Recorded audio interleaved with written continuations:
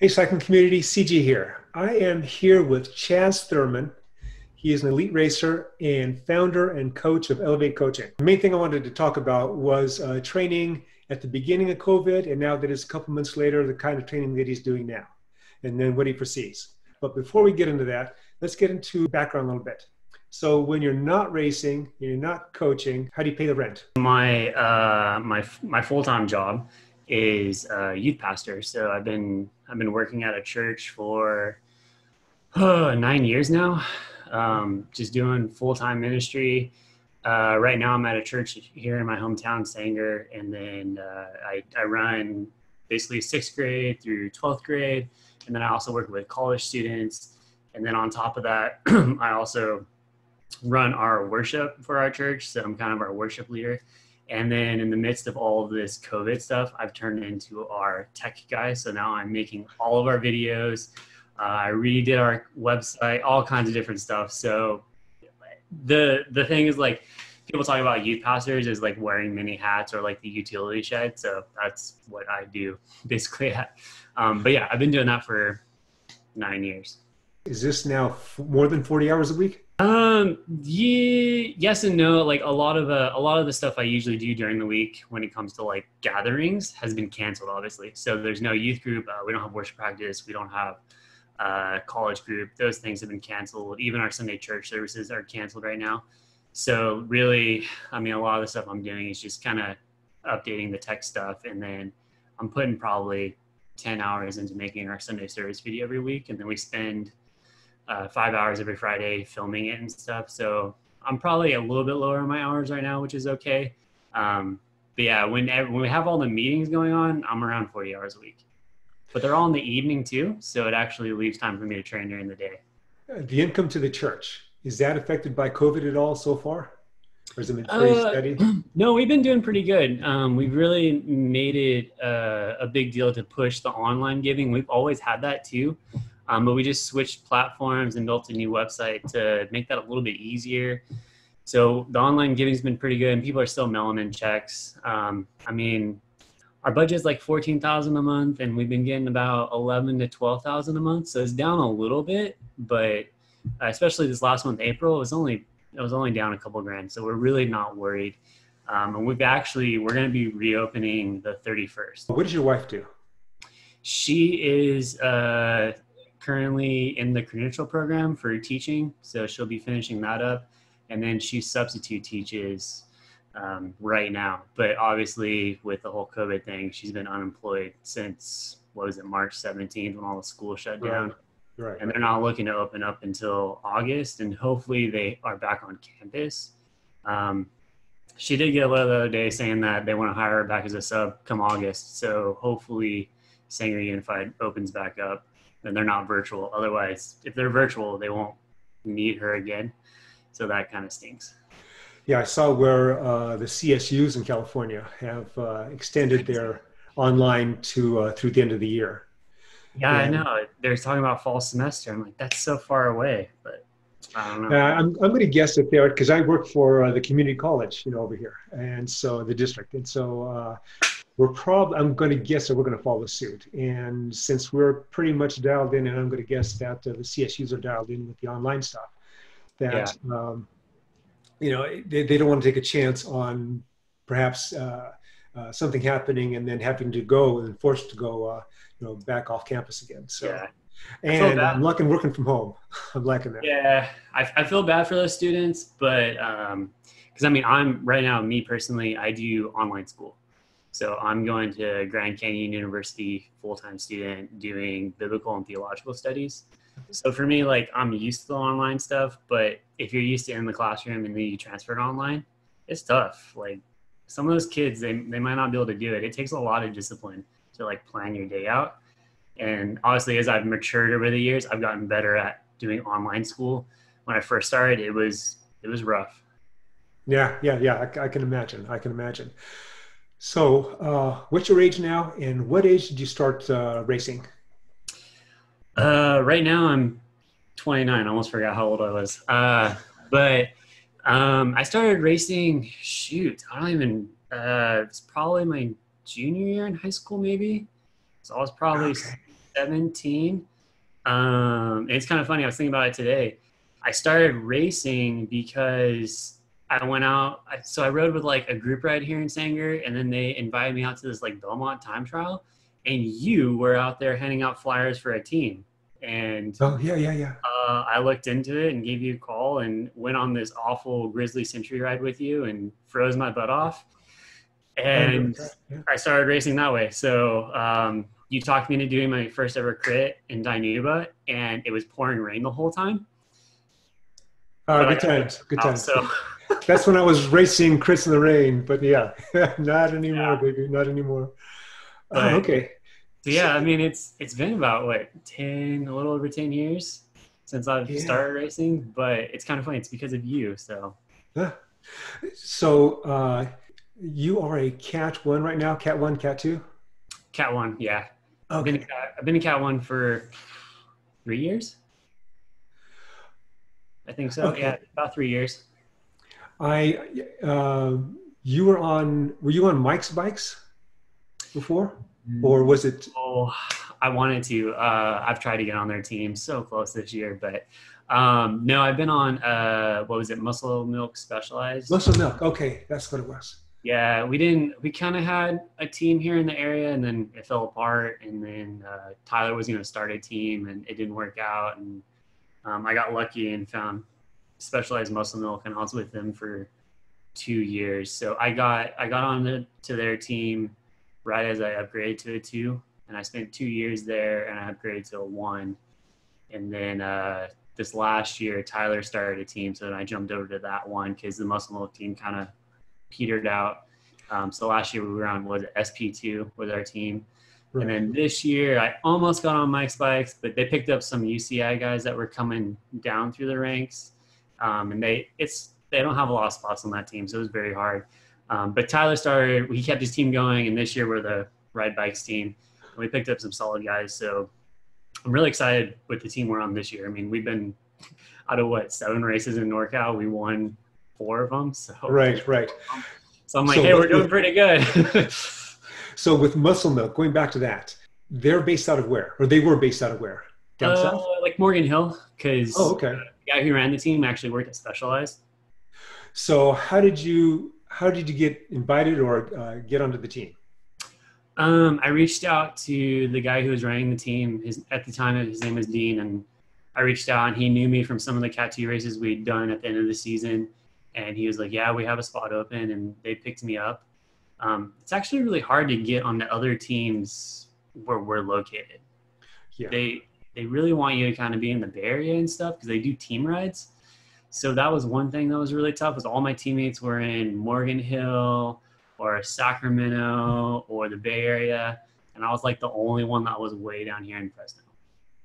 So when you get on a team like that, at that level, what are the benefits in terms of do you get your races paid for? Do you get discounted equipment? Do you get free equipment? Yeah, so they gave us, it was pretty cool. We got free Specialized helmets like the Vades, and then they gave us free S-Work shoes. The shoes were huge. We got those every year. I was like, this is awesome. And then we could get bikes if we wanted to at like a 25% discount. But our local shop is super cool, and he honored the same stuff. So I usually went through our local shop, Rubber Soul. And then on top of that, they paid for the races that were like bigger races. So in NorCal, there's like the Premier Series, and that's some of the tougher races on there. Like was it Berkeley Hills and Copperopolis? What other races are on there? There's some pretty big crits on there, like 4th of July Davis crit and stuff. But there's like 20 races on that schedule, and they paid for all of those. So I pretty much just raced those races, and they were hard, but I mean, I learned a lot from them too. When you went over to SP2, you said at that time the Muscle Milk was starting to disband, or? Yeah, they're starting to like focus on the Fondo scene, going the gravel route. The guy who was running it too was getting pretty busy and wanting to kind of cut it off and shift it to someone else to run the team. So it just kind of slowly, I mean, they weren't really recruiting as much, and they weren't as huge on the road scene anymore. Even this year, I don't think I've seen anyone in the kit this year. So So I'm guessing you saw the writing on the wall as the second season was going on, your last season there. Yeah, I got lucky too. I mean, Tyler was starting a team, and I mean, it's always fun to race with your friends too. So Tyler's putting a team together, and he had some pretty good guys too that I've been racing against from up north in Sacramento. One of them was like, what's his name? Josh Carling, really good sprinter who used to be like on a pretty, I mean, kind of a pro level team, was a Mark Pro. So I was excited to have some bigger guys on that team and hopefully learn some more from them. So it was hard to jump ship, but yeah. Yeah. Were you looking at other teams also at the same time? Mike Spikes. Okay. Okay. Gotcha. Yeah. Gotcha. And from what I remember from the videos that Tyler was doing, and I really like those videos when he was doing that on the team because, being a team director and so forth. Oh, yeah. You also it sounds like you guys had a pretty nice package going in there too. So you guys were taken care of. We got Science and Sport is kind of a nutrition for us. So we got free nutrition, and then I think we got every race paid for. We got a couple other cool things, and that was pretty much it. I mean, for me, as long as the races are paid for, I really don't care. The racing is expensive now. I mean, when I started, when we were first talking, they were like, what, $25, $30 a race? Now they're $50 a race. I mean, if you race over 20 times a year, that adds up real quickly. I started when they were $13 a race. It's crazy. And they complained about it going to 15. Yeah, well, I remember our license used to be, what, $50? Now it's like $90. Yeah. So now you got notification, you see the COVID thing that's going on, and USAC is no longer giving permits. I'm doing things like looking, and this is March now, I'm looking ahead and saying, oh, we should be done by the time Nationals comes along, and now it's getting closer than that, and that may not be happening. So how did you approach your training at the beginning of COVID, now that it's 2 months later, with what you perceive is going to happen? I had a pretty good conversation with my coach about it. I talked to him, and we were just like, let's just keep working, keep doing what we're doing. That way, if things were to pick back up relatively quickly, we're still on form. Other than that, I mean, that was kind of our approach. So we did pull back on intensity a little bit. Like, I think we did a week, maybe 1 week of like sweet spot stuff. Then we transitioned back into like some over under like threshold work. And now we're starting to build back up. Like, now I'm back into full blown VO2 workouts with like 30-second all out sprints at the very end of the workout and different things. But in the beginning, we were just kind of using it as a time to just keep moving forward. And I actually increased my volume too. So I went from 13 hours a week and up to around 17 hours a week. So we were doing a couple of those. Got a little fatigued from that, but I mean, that month of March was pretty big. And now I'm getting used to that volume. So we're plugging away now at some pretty hard workouts. I did something similar. I was thinking, by summer, everything should be fine, which I'm not sure about that now. And so for about a month, I kept up the same type of work I was doing. And then the next month, then it started dialing back a bit. And I started working on improving my FTP because that had waned from, I haven't seen the previous videos, but it was, pretty good size for me, for my age at beginning of the year. And then it's dropped like 20, maybe like 15, 20 watts. And so then I was working on getting that back up. Not doing VO2 max stuff just yet, but basically working on that FTP and working on longer, my version of, and that's sweet spot efforts, but sustained upper endurance tempo for like an hour for me. I got to be careful of being an old guy with AFib, so all measured. The tempo stuff is really, it's a very high cost fatigue wise. Like when you do a lot of sweet spot and a lot of tempo, it's pretty demanding. That's why a lot of people who like spend all their time doing it, they burn out in like 6 months. Yeah, I actually hadn't done a sustained effort like that for an hour. And I was pretty worn by the time I was done. Yeah, I mean, when I do sweet spot stuff, we do like 45 minutes. We'll go 45 minutes at, I think it's about 92% of threshold. And we'll just do that for 45 minutes straight. And then we'll do kind of lower tempo for the rest of the ride. So, I mean, it's a big day, but I mean, you only do that twice a week, and the rest of the week, I'm just doing endurance miles, like just 65% of threshold, just trying to stay controlled. You're your coach. What are you anticipating with USAC? I'm seeing where you can go do the tour of Vietnam if you want, because that'll be happening in a couple of weeks, but no other tours. I think it's like an 18-day tour, so I'm just hoping that so TV cameras are out there, or somebody's recording that they can show us. I'm hearing that one thing, USAC is going to at some point start allowing permits, but they'll be subject obviously to localities, what they're going to be doing and so forth. Anything that you've heard on your end? I mean, that's what I've heard. I've heard, I think they're planning for June 1st to like start giving out permits again. But yeah, it's dependent on, I think either the county or the city. I know like down south in SoCal, was it the CVR Crit Series? Right. We're planning to start up June 7th, I think. But again, I mean, it depends on what they can get permit wise. So it's going to be different. Like, I think if we were to do a race in our area, I think as long as you're not in the city of Fresno, I think if we could actually get a race going, I think people would actually let it Having the county and so forth, yeah. Yeah, because I mean, just looking at like our situation, was it like 1 million some people, and we only have like 1,000 cases, and 10 people have died from it so far. I mean, that's pretty good. Yeah. I mean, it sounds awful, but at the same time, it's really good. Yeah. So So how did you approach it with your clients at the beginning and now? Pretty much the same as what you were talking about with yourself and your coach? Yeah. So I've told them. Now they're like, what do we do? I have an invisible target. I'm like, yeah, it's tough. But I told them like, hey, we can use this time to, if you have any like longer KOMs or anything you've really been trying to go at for Strava, like we can train up to those and use those as like a fake event. Zwift has been really popular. A lot of people have been getting into some really good Zwift racing and stuff.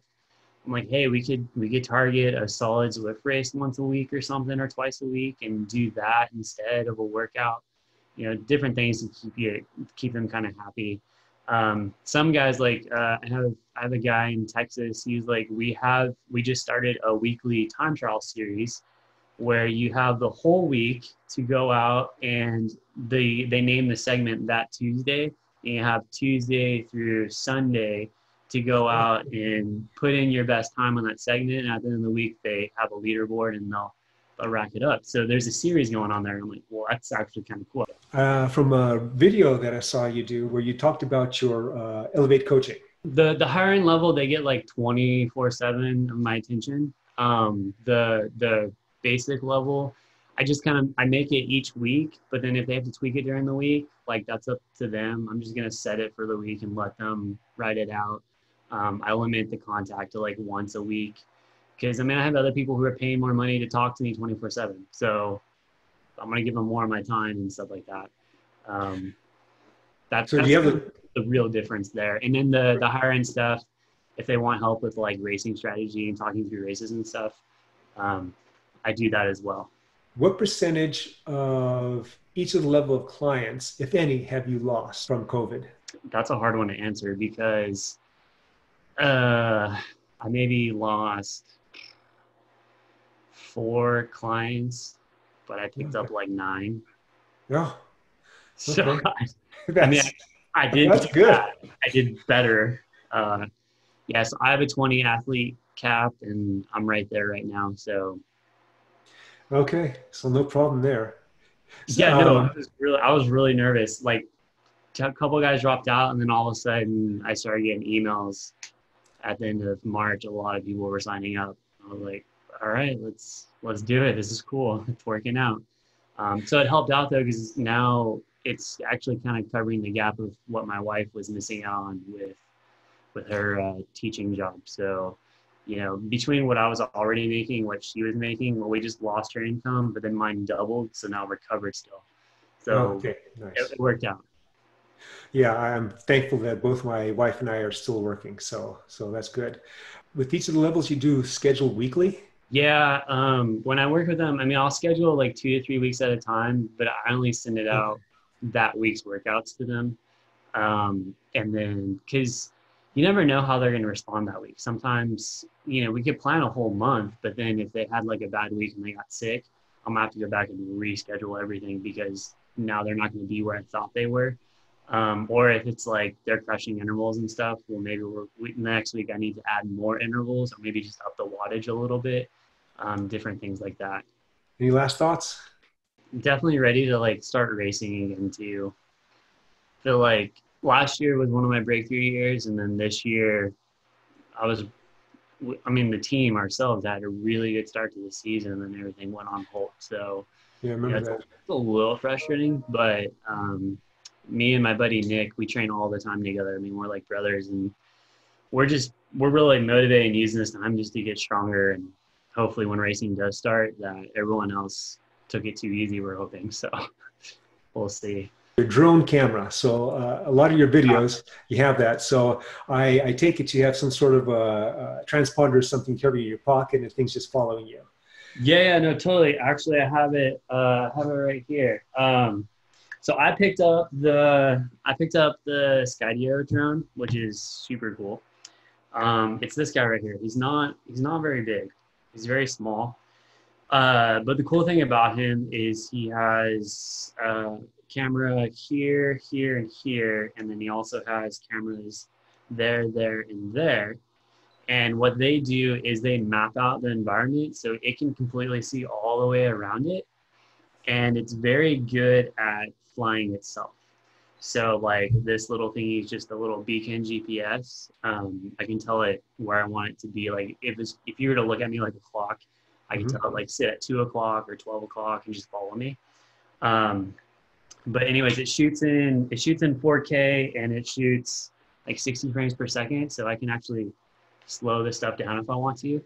Um, but it's really amazing. Like some of my videos, you'll see it dodge power lines. I don't know how it sees power lines at 25 miles an hour, but it I sees. saw, yeah, I saw it a couple of videos ago. I thought I was going to hit by a truck, a Big Mac Oh my truck. gosh, Is yes. that what? I was going and this truck was coming and I looked back and it was kind of hovering in its lane a little low and I was like, oh my gosh. I just kept going and I just held my breath. I was like, "Ew." And then the truck passed. I could see the driver was like, he was like driving. He was like, doing it. I was like, oh no. And we passed the truck and I looked back and sure enough, it's still there. And I'm like, phew. And my wife was following me in the car too. And she was like, ah. But yeah, it totally just went around it and then got back out there too. It was pretty Huh. crazy. But Uh, but how no, it long does was. the drone last? Say what? The battery life on the drone.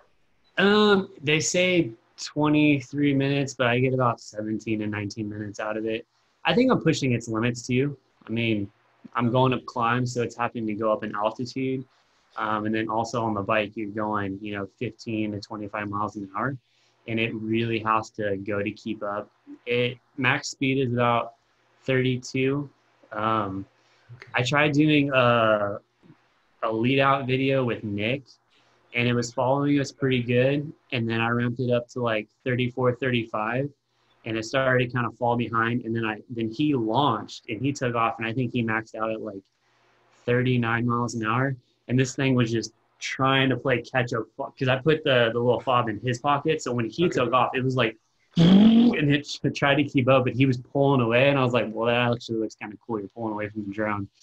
Oh, You're okay. outrunning the drone. Well, I thank you for doing this for me. Yeah, Yeah, this is fun. yeah, it was fun. It was a lot of fun. So for you guys out there, I'm going to link his YouTube channel and his Elevate Coaching site below. So definitely check that out. Remember, come like, subscribe. Wait for the next interview. The Cycling Greek.